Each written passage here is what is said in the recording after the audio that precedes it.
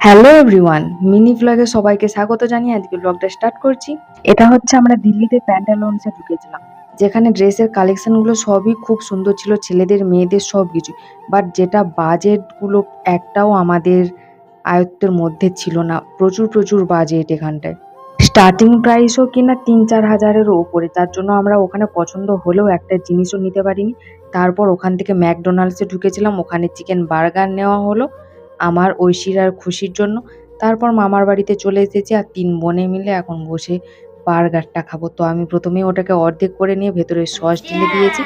তারপরে ৩ জনে মিলে এখানটায় বার্গার খাচ্ছিলাম, যেটা খেতে খুবই টেস্টি ছিল। বাট ওপরে ওই যে তিল টাইপের ছড়ানো ছিল, ওটার জন্য আমার একটু কিরকম কিরকম লাগছিল। আর এই ভিডিওগুলো কিন্তু এখনকার না, আমার যে জন্ডিস আর টাইফয়েড হয়েছিল এগুলো তার আগেকার ভিডিও।